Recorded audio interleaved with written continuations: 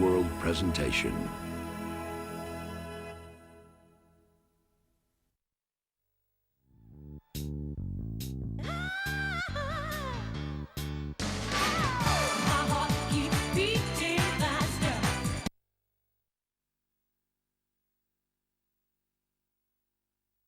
A little over 30 years ago, Van McCoy and I met, and I became his artist. He wrote all of my material, and I traveled and sang with him as a group, as well as an individual artist. And after a while, we decided that my career should go into a different direction. So we went into the studio, and this is what we recorded. I've been running scared, and it's you I've been running from, 'cause I'm so afraid to trust in my heart with anyone. And we changed my name to Sandy Sheldon. Would you believe that for 30 years, they've been looking for me in England? And that's the strange world of Northern Soul. In 1966 in Detroit, I recorded a song called Happiness Is Here. It was a great song, but it really didn't do too much. Now, 30 years later, I discovered that I was popular and successful on the Northern Soul scene, and that's wonderful in itself. But then something really strange happened out of the blue. I made some demos in 1968 with some guys in Connecticut while I was on tour with King Curtis. I thought I was doing a demo, and I never knew it had been released until I got a phone call from England, and I heard on the phone, "I'm just a pebble on the beach, and I sit and wonder why." And I found out that they had the nerve to change my name to Toby Legend. Now that's the strange world of Northern Soul. Over 30 years ago, I worked for Berry Gordy as a writer and as a producer at Motown Records. I had just completed my own single when standing backstage at the Fox Theater, he casually mentioned to me, "Do you really want to be an artist, or would you prefer to be a writer and a producer?" I thought about it for a moment, and then I replied, "I'd rather be a writer and a producer."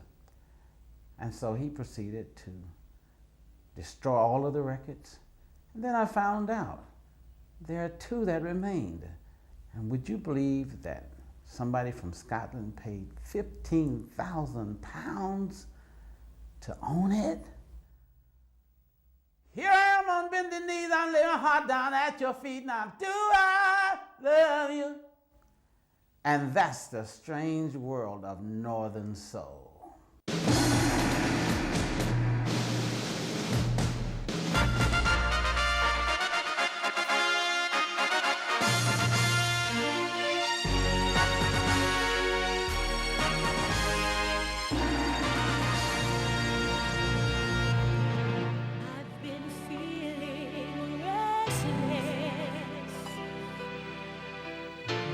I can eat and I can sleep.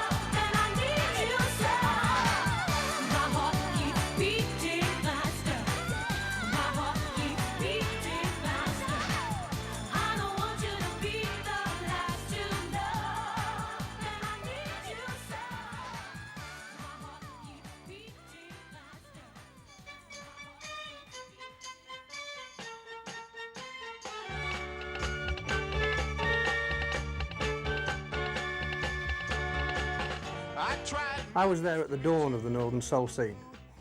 It was very much a particular way of life. The music, the clothes, the scooters, all the venues. And drugs, of course, played a part in that as well.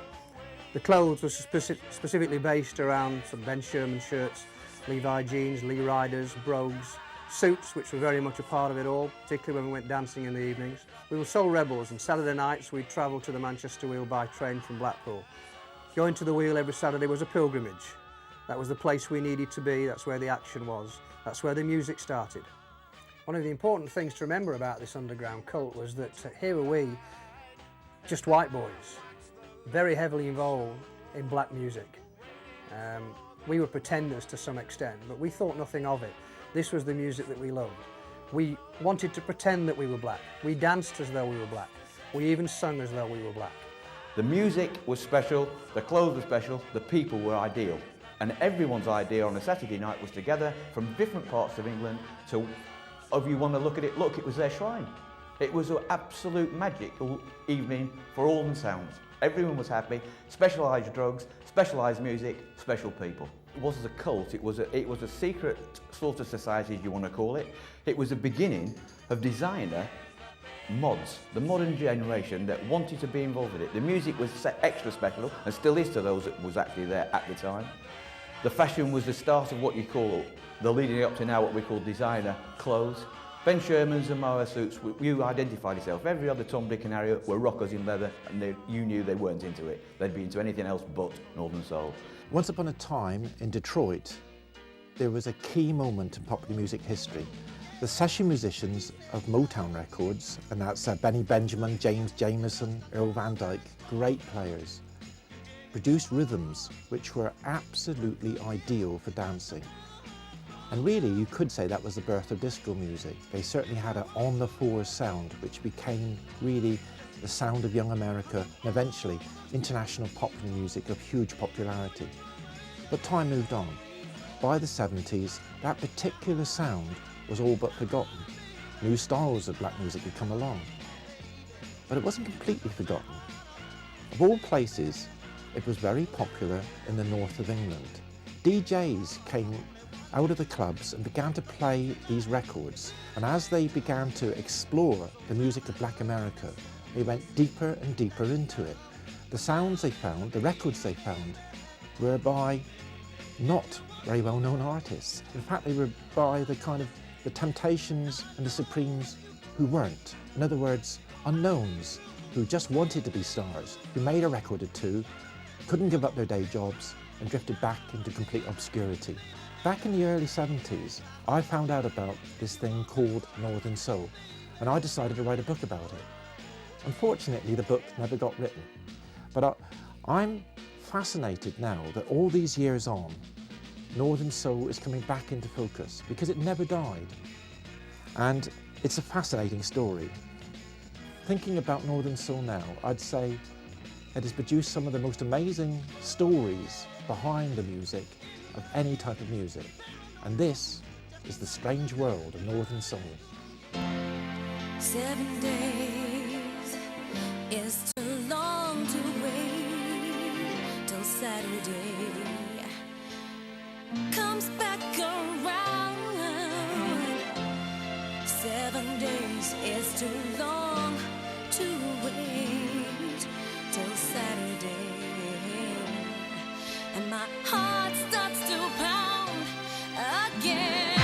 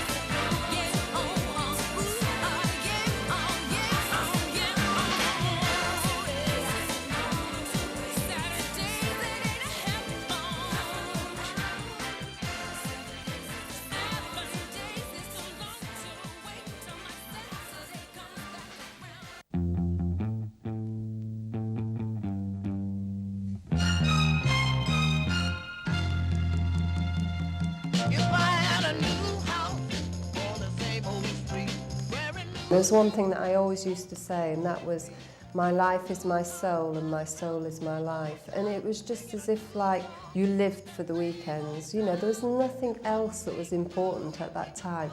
I remember writing a letter to my dad when I was about 20 saying, if this was it, if I was going to die soon, then I'd had a good life, you know. And he keeps this letter to this day, you know, but it was just how everybody felt. It just meant so much. You'd be there, you know, on the train, on a bus, you know, and somebody opposite or, you know, was like sat there reading Blues and Soul or had a sticker on the bag. And suddenly, you know, you'd known this person forever. You'd be getting into some conversation, you know, about the music, about how everyone was feeling, where they were from, who they knew. And suddenly you knew just so much about them, and it just felt, it was just great. I didn't get excited about Northern Soul to be able to walk into a record shop in the high street in any British town and buy that record. I got excited by the fact that it was forbidden, it was underground, it was secret, it wasn't readily available. You had to travel huge distances, you had to stay up all night, you had to stand in petrified fear watching these older guys trading, and you were a young person in the out, you know, it was a rites of passage thing. You wanted to be part of that kind of atmosphere. What I like about Northern Soul is you've got this combination of people in the north of England, like England, who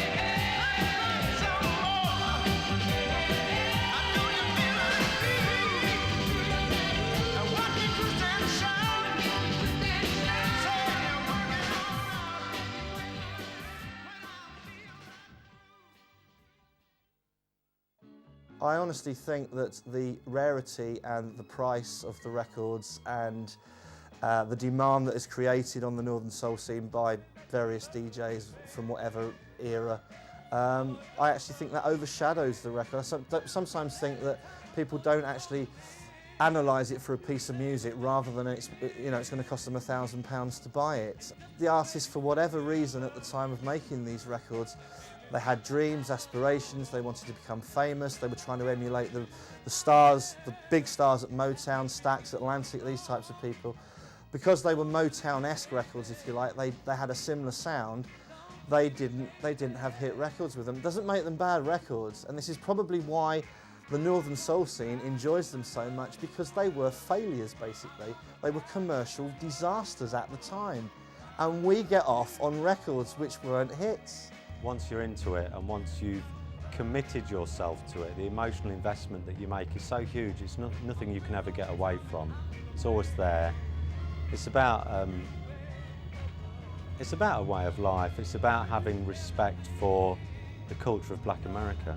In the early 70s, which was a slightly grey time, Northern Soul really did give this almost paradise that people could go away and escape to.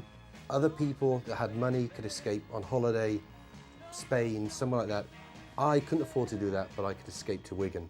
But most ordinary people didn't know, and so you were part of this almost secret society. And there was, you could actually, a working class person could be an elitist, which was something they couldn't achieve, or they could hardly achieve in any other way. But there was something, there is something interesting, important about me. The thing about Northern Soul is that most people, when they get into music, are fairly young. They usually get into it in their teens and what have you.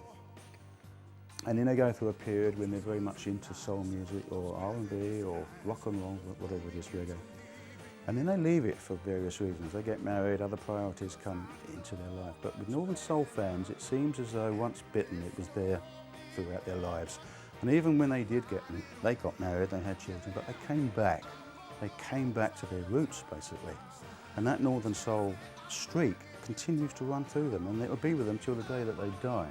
Northern Soul for me means a collection of people who are united with the love of the music, the train spotters who would run 500 miles to collect a record with a big red A on it, or the people who just want to look fabulous and dance all night.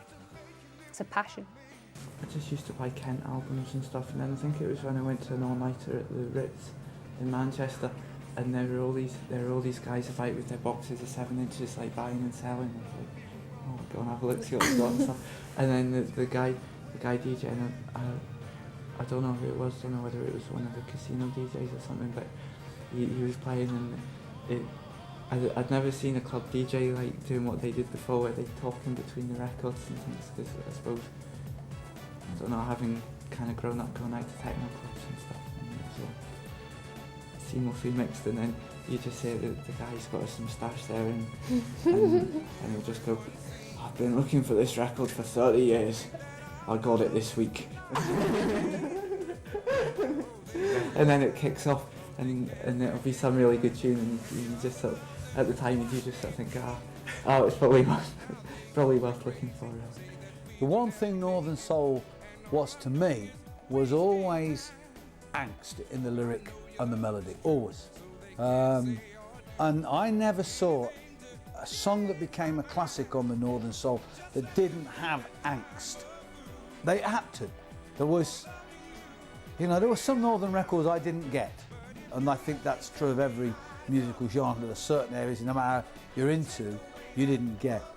But the ones I got that I understood, and that were my biggest records, had the best lyric, the most amazing soulful voice, where the guy was tearing his heart out singing it, and had a melody that always you could die for. And if you look at the J.J. Barnes, you look at all those records, Major Lance, they've all got amazing vocals. And I always remember Bobby Paris personally, absolutely unreal.